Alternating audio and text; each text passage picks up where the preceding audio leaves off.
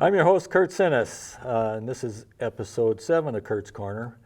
And my guest today and co-host is Bruce Mihelish. Now, Bruce excelled at youth baseball in the 1960s, and he was an all-state football player. He played in the men's softball leagues for 20 years with teams that won multiple state championships and attended numerous regional tourneys. Bruce coached youth sports off and on for several decades as well. He opened an insurance business in Helena and Missoula, which operated for over 35 years. Before retiring to Lolo, he now volunteers as an interpretive guide for Montana State Parks. Now, Bruce told me that he's more of a fan than an athlete, watching Helena and MSU sports for over 60 years. He referred to the Kevin Costner quote that he's not a real cowboy, and we all know the difference, and I'm not a real athlete, and I know the difference, according to Bruce.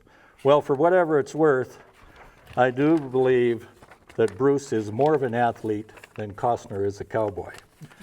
So welcome to the show, Bruce. Thank you, Kurt. I stumbled through that one, huh?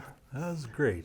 Well, so I like to start out, first of all, just to kind of connect my guest to the show and the connection that we've had. Bruce and I are both 1970 Helena High graduates.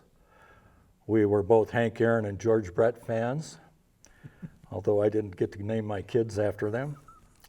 We're both history buffs, and we both like the Boston Red Sox.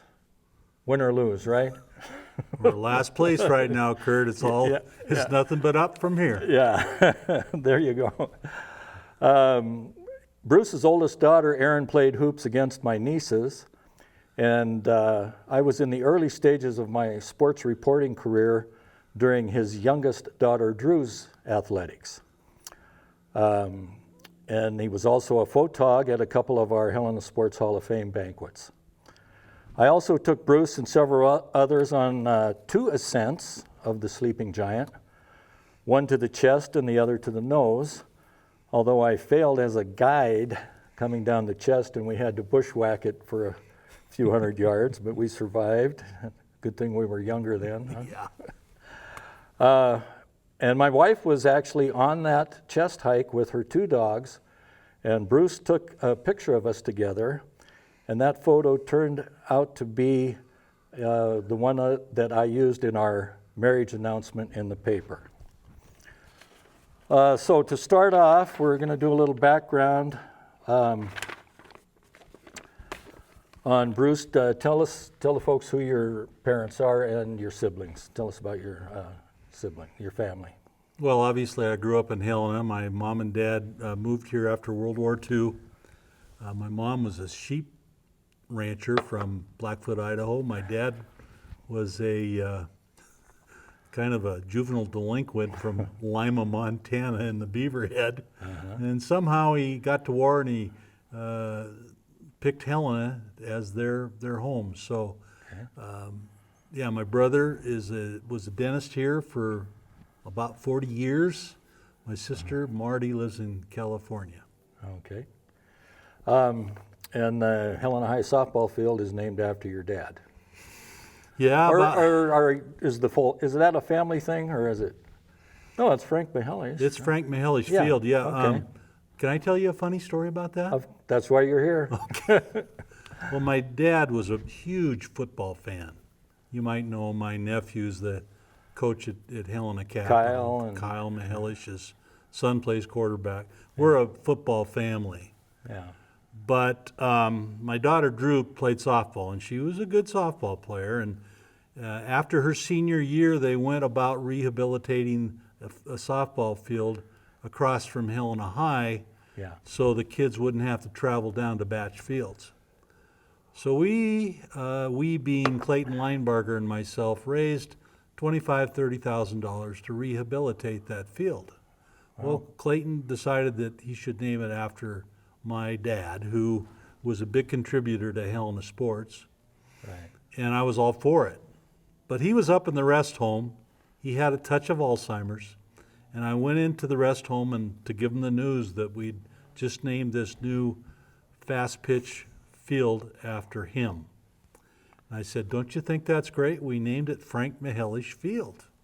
And he said, it's great, and I'm honored. But, I went, uh-oh. He goes, next time you rehabilitate a field, can you make it a football field? Do something with Vigilante Stadium. Yeah. Put artificial turf on that? Yeah. Name it after me. Yeah, more parking. Yeah. Yeah, Anyway. good story. Another connection there is, although Bruce and I went to school together, we didn't exactly travel in the same circles, but our dads had a connection. My dad, Wes, owned a junkyard on Poplar Street, and he during the 50s and early 60s, he was buying up a lot of land, a lot of lots north of Cedar Street, well, north of Poplar Street, actually. And he bought a piece of land just north of Cedar Street, and a few years later, a realtor came along and bought that piece of land from my dad, and that piece of land turned out to be where Kmart was located for 40 years or however long. But a buddy of mine at the pool hall told me a funny story. He happened to be in the garage buying a part from my dad when he got back from the meeting with probably your dad and the bank, and he was kind of dressed up. He still had grease under his fingernails, of course. But when he got back to the garage, he whipped on his coveralls and he tore into pulling a motor out of a Jeep. And my buddy was just amazed. The guy just made probably the sale of his life, and instead of going out and celebrating, he went back to work. So that's what kind of stock we came from, right? There you go. And could you just tell that quick story about the interview that you did with my dad and your father-in-law, Don Hilger? Yeah, my father-in-law and Wes Sennis were great friends. They grew up together. I think they went to Lincoln School together. Bryant School, I'm sorry. And anyway... that's where they played marbles all day long. For the rest of their life, he would get down and... So we convinced those two to get together and tell their old ranch stories. Don Hilger had a ranch up on the Dearborn above, just about 18 miles above Wolf Creek, and the Sennis family was down by the nose of the sleeping giant. So they traded tales and lies of their growing up on a ranch for about an hour and a half. And that's now at the Montana Historical Society. Right. We're going to have to go find that again sometime. Right. And my mom was there too and took it up to the Histo? Yep. Yeah. Okay, great. Okay, well, let's kind of start out at the beginning with your Pee Wee League baseball. In 1963, Bruce was a member of the Tigers in the American League, and they were coached by Ernie Johnson, and they won the American League pennant, which qualified them for the World Series. And anybody that grew up in Helena back in the 60s, to play in the Pee Wee League World Series at the end of the year under the lights was a big deal.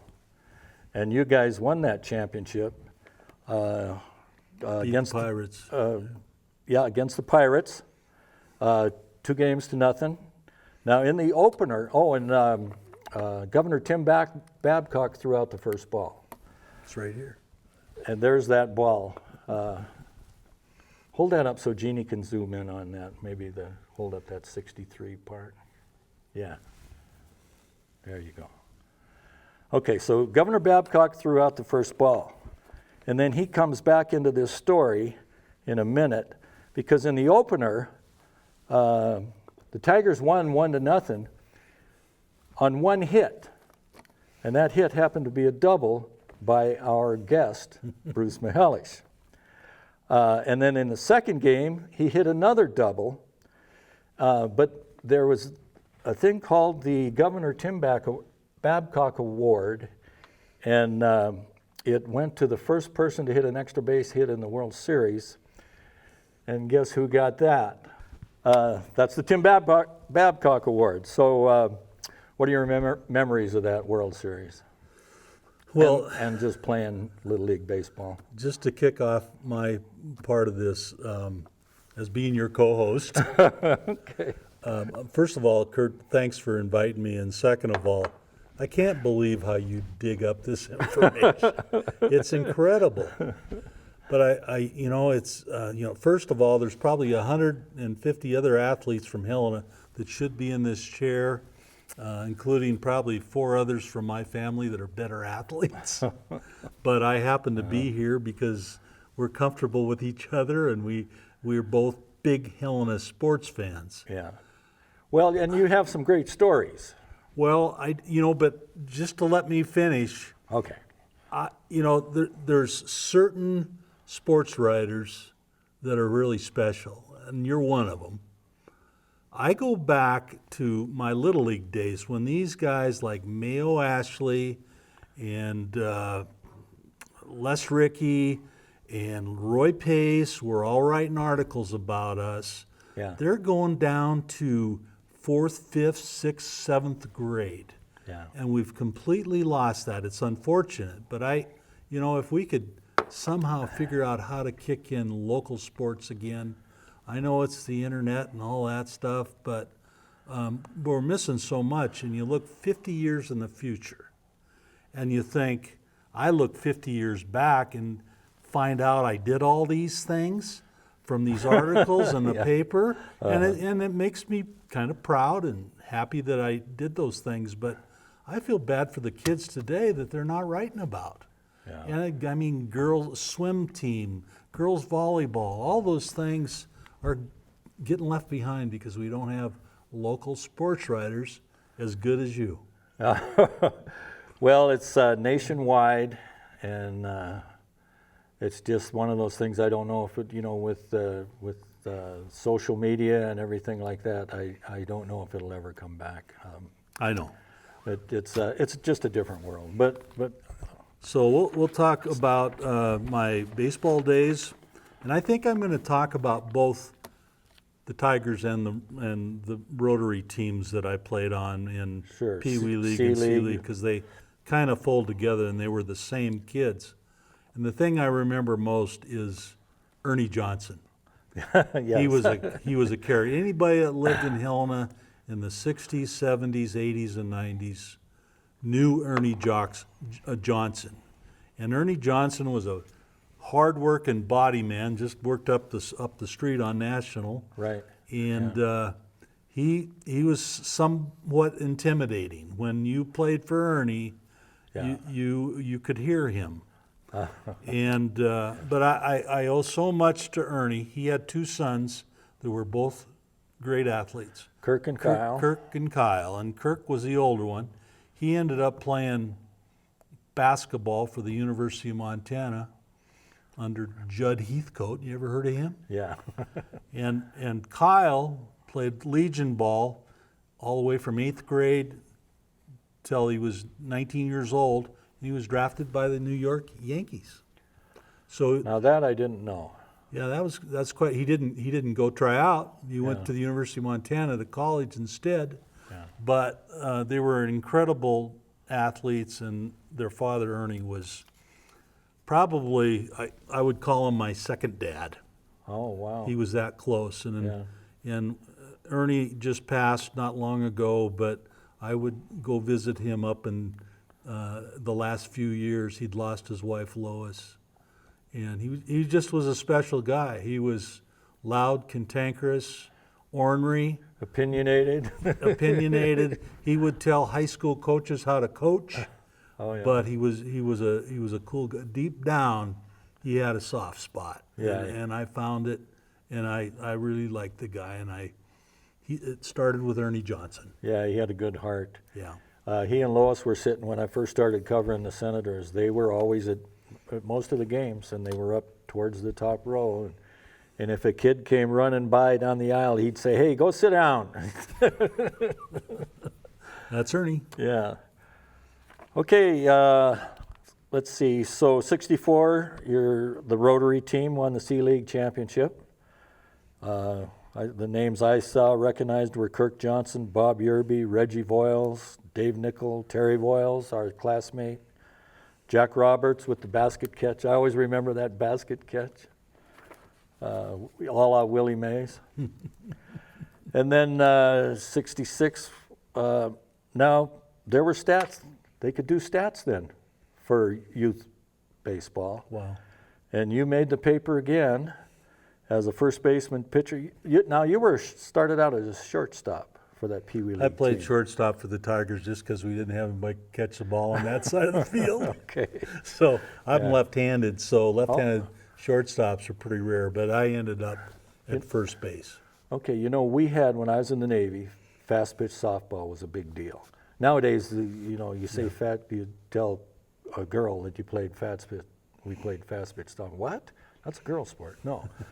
We had a left-handed shortstop, Eddie Niebuhr, Okay. red-headed left-handed shortstop. And he was on our team because no one else would let him play shortstop, and he was a heck of a player. So. Well, it's on a force out to third, it's a real easy throw. There you go. You made the stats for you were the National League's number 3 hitter with a .382 batting average, and you were the number 4 hurler with a 4-2 record. And you won almost half of Rotary's games. They had 9 wins that year. Wow, I don't remember that, Okay, it's there. but it's there. And it's got to be true. And I think of that, now that you revealed my batting average, my daughter's going to make fun of me because Drew, when she played for Helena High, batted over 400. She hit 400. Oops. Sorry. 8th grade YMCA Church League basketball with St. John's. Any memories of that? The only memory I've got is I was a real gym rat. I hung out at the YMCA, I'm going to say 6 days a week. All we did was play in the gym. They had pool tables out in one room, and Right. I made a lot of friendships through the YMCA. That's when it was down on the corner of Lawrence and Fuller. Yeah. It's a parking lot now right next to where the Valley Bank has its bank offices. But Right. back in those days, that was a big deal. They had a swimming pool. And I know that's where I learned how to swim. Yeah. And when you were in playing basketball, I was in playing pool. So we were there at the same time. We were just doing 2 different balls. That's funny. Yeah. Remember the buzzer? They'd buzz you in? Yeah, Yeah. I do. And I just remember coming home and Leroy Bender and Doug Brown Yes, were sir. the 2 guys running the gym. Yes, sir. And Leroy Bender, some kids were running laps, maybe one of them was you, and he yelled out, "Hustle, hustle." And this is how young I was. I was probably about 9 maybe or 10. I went home and I said, "Mom, what does hustle mean?" I'd never heard it before. You'd used it in the wrong context. Yeah. Okay, you did some track? Very little, but yeah, I was a high jumper, probably the 5th best high jumper in my class. Uh-huh. There was people that could really jump, like Gary Delano, Yeah. Terry Voiles, Yeah. Kyle Johnson, Jim Chambers, Yeah. even Tom Nagley could jump that high. So, Did you hear that, Tom? yeah, so I was usually in about 5th or 6th place. Well, you were in that was a tough class. Okay, B-League, you played for Helena. I don't know where you found that. Do you remember that? Well, here's what happened. In 8th grade, I made the Legion team. Okay. Kyle Johnson and I did, but after about And that was before the reps, correct? yeah, Because they came in 68. and I sat the bench, and there was another first baseman who was much better than I, named Joe Spoya. Boy, yeah. So Joe had clearly won that position, so they moved me down to AAA.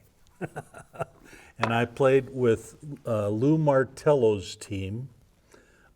We called them the Italian Mafia. Really? Well, they were all Italian. Yeah, of course. I was the yeah. only one that wasn't Italian on the Okay, team. yeah. You know, it was Paul Martello, and Frank Martello was the assistant coach, and Lou Martello was the head coach, and anyway, we had a lot of fun, and I made a lot of lifelong friends with the Martello family since then. Interesting. Their first cousin was Nick Rinaldi from Anaconda, who also happens to be a resident of Helena and a great athlete. Right, yeah. Okay, let's go to your, the next year. You made the Legion again, right? Tell me what happened. My mom said to quit. You're looking at me. And get a real job. Really? Yeah. Yeah. In those days. Isn't that what Joe DiMaggio's dad told him? I don't know, but I should have ignored her. Okay. But I went to work for the city of Helena after that. She saw no sense in playing sports in the summertime. Wow. When you're 15 years old, you go to work. Oh, it's time to go to work. Yeah. It's time to go to work. Of So course. I got to work for the city for some great bosses, Jack Cohen, Gary Johnson. I ended up being an umpire. So I was still connected with baseball. Okay. But that's where I went. I coached a team, and I think it was that year. Yeah. Well, I probably called the cops on you because you were out of line. Danny Harker was one of the umps, or maybe that Yeah, was later. I worked with Dan. Remember that? Okay, yeah. Remember Jack was running the baseball program. Yep. Okay, folks, we're going to take a break here, if you don't mind. One of our sponsors is Commissioner Andy Hunthausen. Andy can be reached at andy@hunthausen.org or at 406-461-2922. County Commissioner Andy Hunthausen, valued leadership, trusted experience. We're also sponsored by Custom Woodcraft. Earl Fred and his daughter Karen operate a business doing intarsia woodworking. It's the making of decorative pictures by laying pieces of various natural hardwoods into a groundwork of solid wood. Each piece is cut out with a scroll saw and hand sanded. Earl's number is 406-442-9115, and Karen Fred is at 406-438-7857, and their shop is located at 1614 Grant Street. Okay, now we go into your football. CRA Cobras, 7th grade heavyweight city flag football champions. I don't know where you found that. Do you remember that? I do, and I love flag football. It was fun. I played it too for junior high, so we were on the other side of town. All I can remember is who our coach was, Bill Bennett. He was a shop teacher at C.R. Anderson. Yeah. And what I remember about Bill Bennett is his way of disciplining you was a big paddle about this big. And you would, when you were out of line, you would bend over and grab your ankles, and Bill would use that paddle. Wow. I'm not sure you could pull that off these days. I know you couldn't pull that off. But you know what? I respected Bill. Yeah. He was a great athlete at Western Montana College. Okay. And he was our 7th grade flag football coach. Yeah. Is he still around, do you know? Or? Bill's passed away, Okay. yes. Any kids? Did he have any of those Bennett? Yes. Any of those Bennett kids? Yes. Oh, okay. But I'm afraid to tell you which ones, so I'm Okay. going to have to refrain. Okay, that's fine. Let's see. CRA freshman Wildcats football. Any memories of that? Well, we were the first That C.R. Anderson class. Oh, you were? Yeah, we were they built the school when I was in 6th and 7th grade, and we were the first junior high class to be CRA. So we got these brand new, beautiful uniforms with up-to-speed helmets, suspension helmets. They weren't the leather ones with no face mask. We had face mask. We looked good. Wow. We were real average. I think we lost to the Helena junior high kids, and I think we might have lost to the Central kids. We might have beat St. Anne's out of East Helena. And they were a good team. They had like Brad Luck and Mike Van Diest. Oh, yeah. They had a great team. Rick Pfeiffer. So anyway, we might have won 1 or 2 games that year, but we looked good. That's right.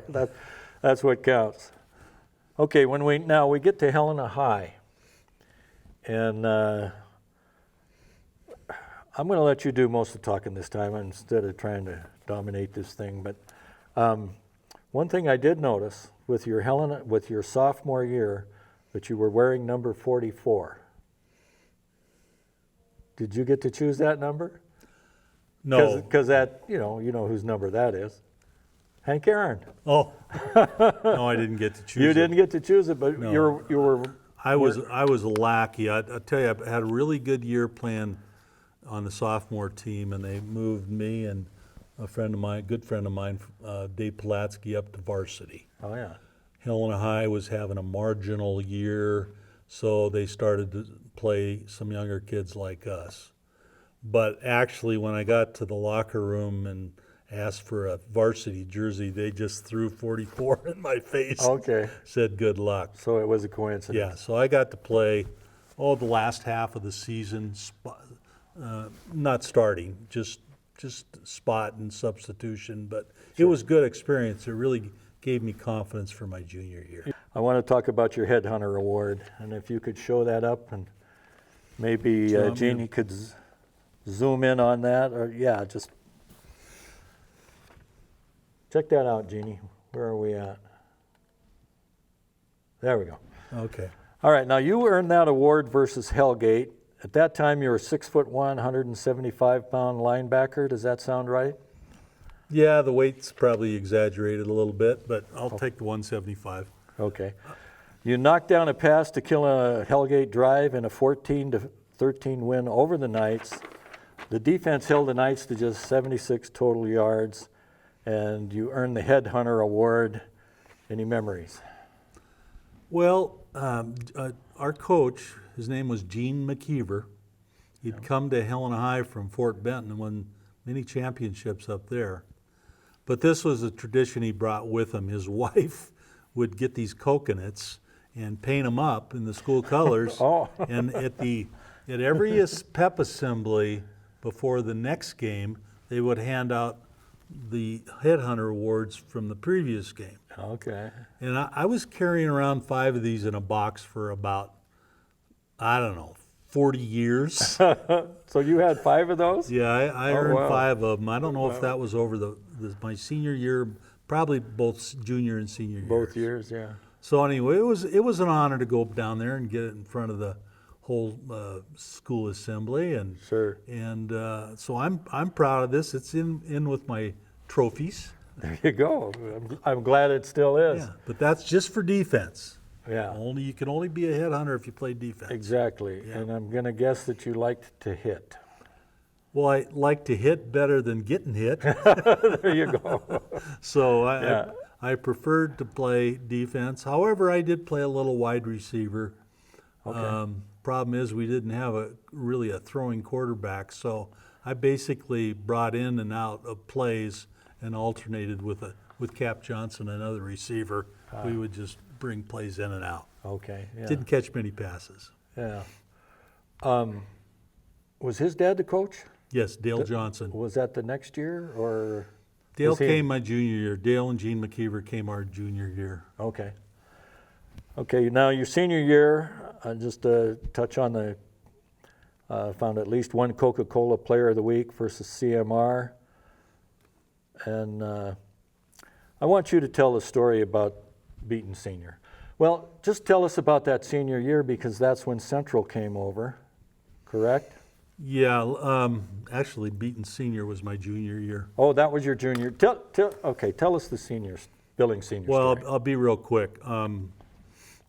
Billings Senior was one of the better teams in the state, and they had an all-state quarterback by the name of Ty Payne, who ended up starting for Washington State. He was a great athlete, great baseball player. So we were supposed to lose by 2 or 3 touchdowns. We hadn't, I don't think we'd won but a game or 2, and the local sports writer, Les Ricky, Yeah. challenged us in the paper publicly and said, these Helena High Bengals are no good. They don't know how to win. And if they ever can beat Billings Senior, I'll eat a newspaper. Well, guess what? The boys got all riled up over at Helena High, and we actually beat Billings Senior that year. We got a little help. The rest of the story is the entire bank of lights on the north side of the stadium went out. Wow. So we had to play on half the Vigilante on the south side of the stadium. Wow.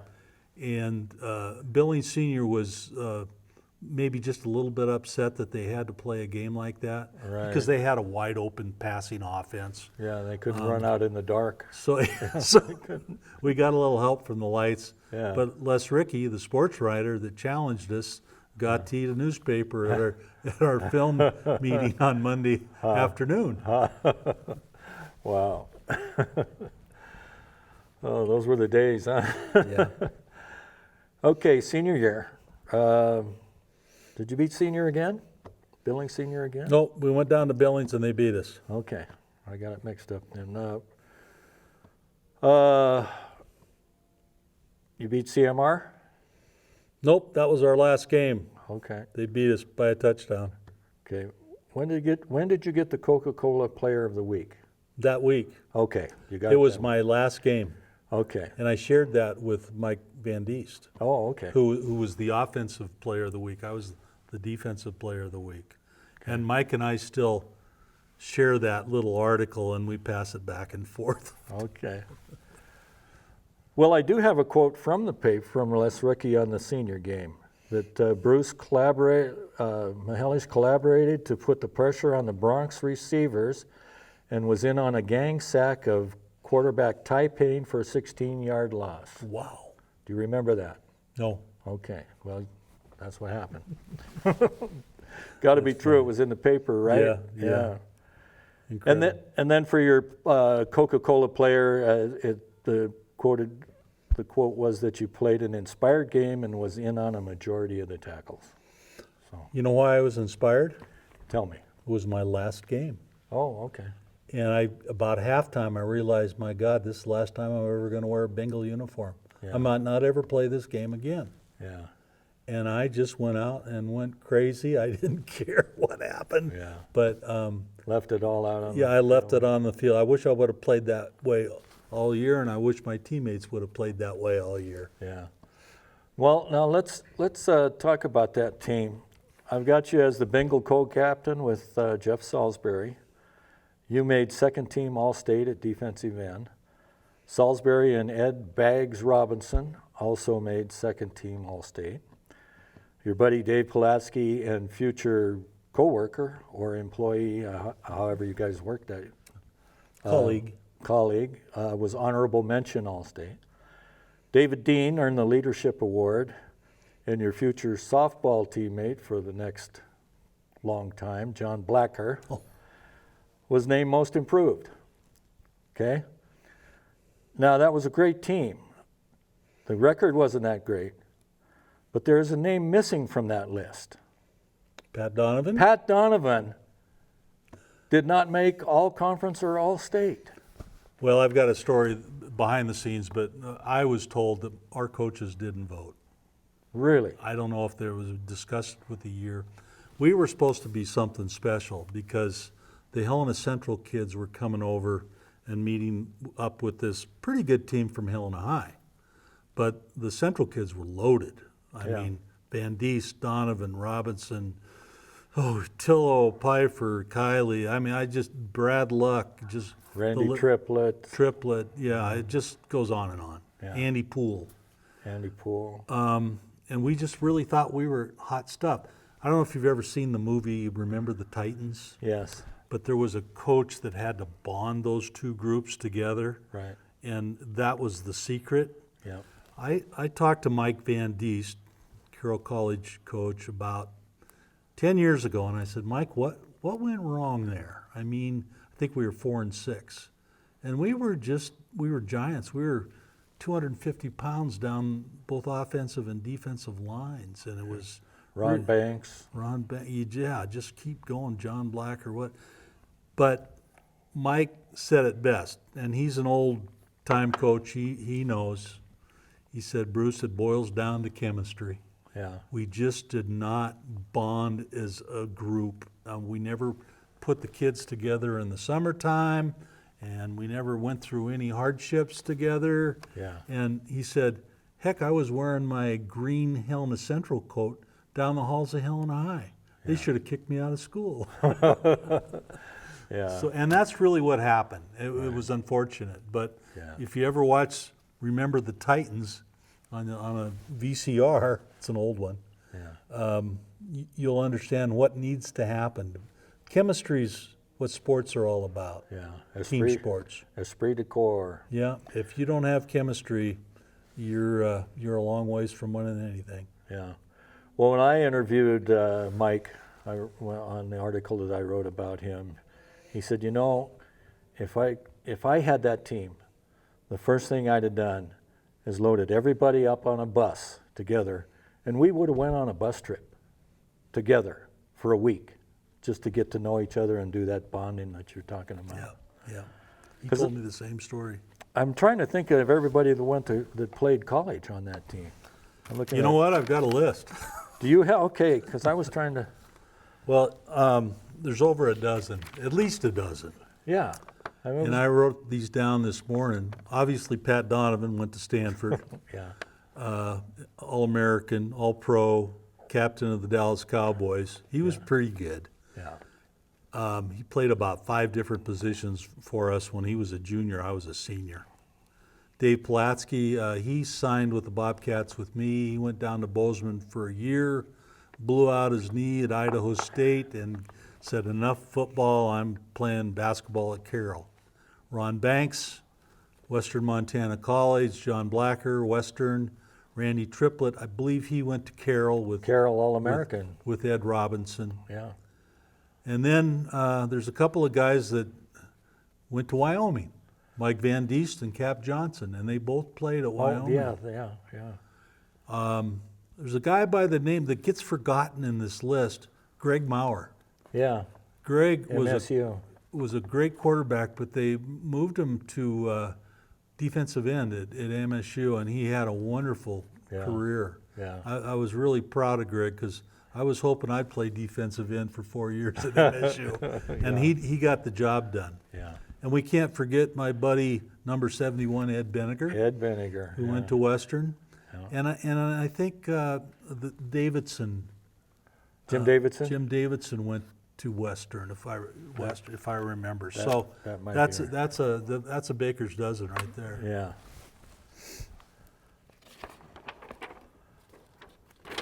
Okay.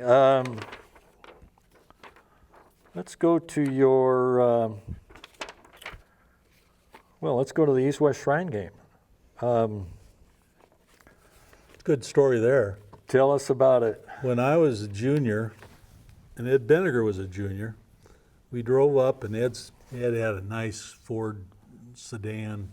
We drove up to the Shrine game together and watched the 1969 Shrine game. And Ed and I looked at each other and said, boy, wouldn't it be great if we played in this next year? And by God, the dream came true. Wow. And in fact, we talked about, well, what number would you wear if you got in the Shrine game? They're going to ask you for a number. And he goes, number 71. And I said, well, I want to wear 85. Uh-huh. And then it happened. So it was really a lot of fun. Dave Pulatsky also went up and played in the Shrine game with us. Uh-huh.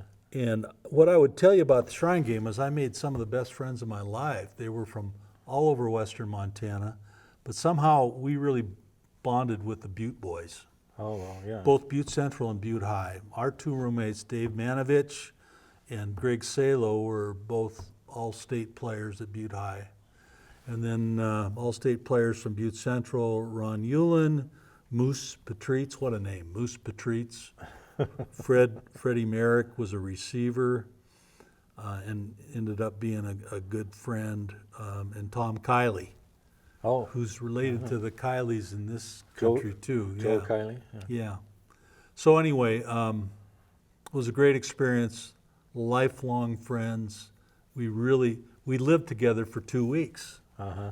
And somehow Bonded. that happened. We Yeah. lived at the school for the deaf and the blind. It's closed during the summer, so they let people stay there. Wow. And we really had a lot of fun. Yeah. And did you get some kind of recognition for your defensive play? Well, John Huvestal had a point system. He was the coach. I don't know if you remember. He coached at Carroll. He was our defensive coach, and he had Gary Huvestal, Yeah. John's son. Yeah. Anyway, he had some kind of point system, and I won the award because I blocked an extra point and I had so many tackles. I can't remember all the how you scored, but You had a good game. I had a good game. There you go. Yeah, it was fun. Okay. And got a scholarship to MSU. Yeah, Played for the freshman team. and had a good year. Got to play with some pretty incredible athletes. Okay. I mentioned Ron Eulen, Okay. who was an all Big Sky Conference middle linebacker for 2, maybe 3 years.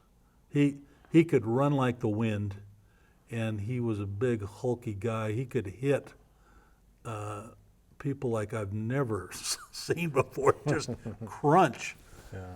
Did a couple other noted names, Bill Kohler. Oh, Bill Kohler Oh, yeah. was on our defensive line. he could play a little He bit could of play a football. little bit. He came in from Warren, Ohio, with another fellow by the name of Leon Potke. Joe Tiller was our line coach, and Joe Tiller, who later coached at Wyoming and Purdue, brought those boys in from Ohio. Okay. And then we had a local kid. You might have heard of him, Sam McCullum. Oh, yeah, Kalispell. Kalispell kid. He actually beat us our senior year, caught the touchdown in the last 5 seconds of the game. Oh, wow. We had 2 defensive backs that ran into each other. Sam caught the ball and ran into the end zone, and we lost the game to Flathead. And then he beat us in the state championship basketball game. Well, there was another guy, Brent he helped. Wilson, Yeah, 51 points. Yeah, I'd say Brent Wilson might have. Anyway, got to know Sam real good. Yeah. And Sam went on to play for the Seahawks and the Vikings. Yeah. So I've rubbed shoulders with a lot of pros. Yeah. I just never quite got there myself. Well, you got hurt. Tell us about that. Well, college football is a rough and tumble sport, and I didn't get anything serious, but I could barely walk at the end of the season. And my buddy Pulaski had serious ligament damage and surgery down in Ennis by a doctor by the name of Dr. Losey. Yeah. And I just decided, you know what? I think my time's up for this game. So I moved on. Smart. And Yeah. I mean, concussions, just getting beat up in practice, not in games, in practice. Yeah. So it just was time to move on. Yeah. I remember I used to wear glasses during football in high school, but in college, the concussions and the hits were so hard they would fly off every time I got in a tackle. So I just threw them away. Yeah. I played blind for a year. Yeah, the G-force. Yeah. Yeah. Okay, let's go to your adult career in softball, city softball leagues. Go ahead and just kind of give us an outline of those great teams that you played for and some of those guys that you played with over the years. Well, my good friend Clayton Linebarger, who's no longer with us, asked me to play on this new team he was going to form in Helena.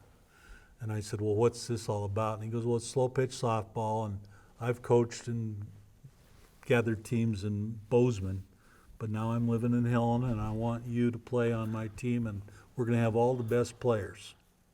And I went, well, that sounds kind of interesting. I was still in college. So I've gone from football to slow pitch softball in college, thanks to Clayton. Well, first year we had pretty good success. We ended up losing the state championship to Bucks Bar out of Billings, which was a dynasty. Right. And we felt pretty good about ourselves, and I was hooked on softball. Yeah. So as I came back to Helena after graduating from college, John Blacker and I got together and formed a similar team with young kids like Kevin Kelleher and Mike Brooks and people that had played Legion ball in Helena. And we just had a great experience. For like 20 years we played together. Right. We won, 3 state championships. First state championship was in 1984. Okay. And we won a state championship, I think, in 93 and again in 96. And then I was 40-some years old, and it was time to say goodbye. And my daughters need some coaches in their fast pitch league, so I transitioned to fast pitch softball. Yeah, there you go. Okay. Time for a sponsorship break. I'd like to mention Brecky Excavating and Construction and owner Ray Brecky. His phone number is 406-439-5721 or 406-443-8782, and he's located at 5925 Lincoln Road. Also, Exit Realty and Bob Denherder. Bob is located at Western Premier Helena Great Northern Hotel, and his phone number is 406-449-8831. Exit Realty, locally owned and internationally strong. Okay, so speaking of coaching, let's talk about your small fry football coaching in Helena Small Fry Football. What are your memories of that? Is that When I first moved back to Helena and got into the insurance business, I wanted to figure out something I could give back to the community with, and I knew football. Yeah. So I volunteered to coach the Helena Lions team. They were an 7th and 8th grade team from the west side. They were kind of the Broadwater school kids. And had a wonderful time. I can remember kids that are now adults, like older adults. Tim Coleman, who was a policeman in Helena for years, great middle linebacker. You probably heard of Paul Petrino. I coached him for 2 years. He made us look pretty good when he ran that triple option. He was well coached by his dad at home, but I took all the credit. Oh, John Huvestal. There's just so many kids that were so good, and it was fun to coach them. And I run into my friend Parker Hiller every once in a great while when I'm running through town. Parker's still here. you coached him? I coached him. He was a pretty good player. Yeah, he played fullback for us and then defensive tackle. He was a big kid as an 8th grader, but Parker still calls me coach. Oh, quite an honor. And so does Paul Petrino. Wow. Yeah. So that's kind of neat. That's pretty special. You win a couple of city championships? Yeah. I can't recall exactly how it worked, but I know we won at least one. When Petrino was an 8th grader. We were undefeated. Yeah. Okay, sure. And were you a board member? Were you in the administrative part of the small fry for a while? Well, or were you just a coach? I'm going to say I was just a coach. I helped get the equipment organized. So let's just say I did a little equipment manager on the side, but Sure. I wasn't on the big board. Okay. Okay. Let's go to girls softball, ASA softball. So your daughters are getting into sports. You're coaching their teams, correct? Yeah. What were the team names and how well did everybody do? Well, I think we won a couple of city championship with my daughter Brett. Okay. She played with the other coach that I worked with was Jim Gomindi, Okay. who lives in Billings now, and Bob Sparing, who's still around. Yeah. His daughter Callie was a terrific athlete. Yeah. In fact, her brother is a steer wrestler. Tim Sparing. Yes, still out on the circuit. Yeah. So anyway, we had some real good kids that year, and we won the city championship. My daughter's Erin's team, I don't remember if we won any championships. We won city championships with my daughter Drew. Yeah. I coached with Geraldine Brooks and Mike Brooks, who had some pretty terrific athletes in their family. Yeah, right. Amy and Oh, yeah. yeah, it was a good bunch. Yeah, right. Let's go to your professional career for a minute. You got a college degree, business? Business, yep. Yeah. And just give us a kind of a little bit about your insurance profession. Well, actually, I was working at a sporting goods store called Universal Athletics in Bozeman. I thought that was going to be my career. Really? Yeah, and I was working, there was some great people that worked there, but I was making like $500 a month. And I needed to pay some bills. I was married now, so Yeah. I ended up taking a job with Farm Bureau Insurance, and they assigned me to the farm and ranch clients of the Helena Valley. And that went really well, and I got good training. And then my father was a realtor, and he'd bought another insurance business. He didn't know quite what to do with it. And I had a year and a half of insurance under my belt, so I told him I'd come in and run that.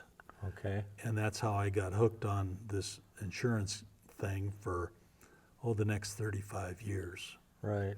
That was down on Cedar Street? I was down on Cedar Street in his real estate office, and we made a go of it, and I hired some real good people like Dave Pulatsky, and we grew the business and did real well over a 30-year period. Yeah, good. So you retired, correct? That's right. And then you moved over to Missoula, Lolo area. And you are a volunteer for got into volunteering for the Montana State Parks, volunteer interpretive guide, and you were the Parks Volunteer of the Year twice, 2014 and 2019. Tell me a little bit about how that works. Well, this is where the history nut comes through. The history bug. Yeah, I grew up in Helena, and my mom would use the Montana Historical Society as a daycare center for me. She'd send me, she'd drop me off at the museum, and I'd just go spend a full day there. Oh, yeah. I just love those exhibits. I still do. Yeah, down in the basement. White buffaloes and the buffalo Pishkins. jump. So anyway, I really got into Montana history and Lewis and Clark. So when I retired, I needed to give back somehow, and found that this was a perfect fit for me. So I boned up on Lewis and Clark, and I've been boning up every time since, every year since. I've been reading dozens of books in the Lewis and Clark journals, and my kids think I'm crazy. My wife thinks I'm crazy, but I love it. It's an obsession. It's my passion, and so I get to teach a class at the University of Montana this week. Wow. Who would have thought some silly defensive end from Helena High Bengals would be teaching a class at the University? Anyway, it's been very a prestigious. lot of fun. Yeah. Professor. And I'm not going to tell him I'm a bobcat. Yeah, don't do that.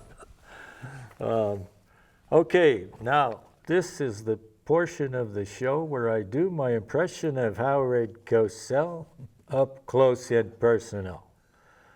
What are some of your other hobbies besides history? Well, I know you love to ride horses. So. I do, but You're a I'm going to horseman. surprise you. Okay. I've been, for Travelers Rest State Park, I've been getting into these making dioramas out of little miniature figures, kind of like the ones that are up at the museum. Yeah, wow. And I've made several scenes of Lewis and Clark with the Salish, Lewis and Clark splitting at Travelers Rest, and the Travelers Rest campsite itself. And that's a great sanity saver during COVID. Oh, yeah. I mean, that's when I got into that. Yeah. This past year, I've been sculpting. Really? I've got a friend who's a sculptor, and he said, I think you've got a talent for this when he saw my dioramas. So so far I've made a sculpture of Meriwether Lewis carrying an American flag and one of their mules that was on their pack trip when they went through the mountains over the Lolo Trail. Well, I want to see some pictures of all of that. I've got them on my camera. Okay, Or all my, right. my phone. All right, I want you to send those to me. Okay. So you're married to Pam Hilger. Yeah. And 48 or 9 years. I think we're hitting 49 here coming soon. Wow. And she was a barrel racer out of, Well, Wolf she went Creek to area? Helena High, but I remember the Hilger sisters. Yeah, but she grew Pam up. and Beth. Yep, and Yeah. she grew up halfway between Helena and Great Falls, kind of in that Bowman's Corner area. So Right. they didn't want to go to Augusta for some reason, so they went to Helena High. Okay. That's where I found her. Yeah, lucky for you, huh? I took her to my senior, the Vigilante parade dance, my senior year. Oh, okay. That was my first date. Uh-huh. Wow. Yeah. Was it love at first sight? No, No. took a while. we were just having fun for a while. Yeah, good. Became friends first. Yeah. That's Well, she taught me how to ride a horse. Oh, And I yeah. decided she's pretty good. She might be a keeper. Yeah, she might be a keeper. And then tell us about give us an update on your daughters, Aaron, Brett, and Drew. Aaron's runs a flower shop in Missoula. That's probably why we're there. Drew runs and owns Western Montana Lighting in Missoula. Okay. Does real well there. And Brett is in Butte. She's a 6th grade teacher at Kennedy School in Wow. Butte, America. She's married to a Butte, America kid by the name of Matt Hewlin, and they have one daughter, my only granddaughter, Oh, okay. Eleanor. Ellie, we call her. Okay. She's the love of our life. Yeah, well, that's great. And, I just kind of like to wrap up the show with grandkids. There's, when you get to be our age, we're kind of thankful we lived this Can I long. send a message? Yeah, of course. I'd like more grandkids. Thanks, Bruce. Thank you, Kurt. It was a pleasure. It's been a pleasure. Did we forget anything here? Let's hold this. Where's Jeannie at? Jeannie, can you zoom in on this softball right here? And Bruce is going to tell us what it's about.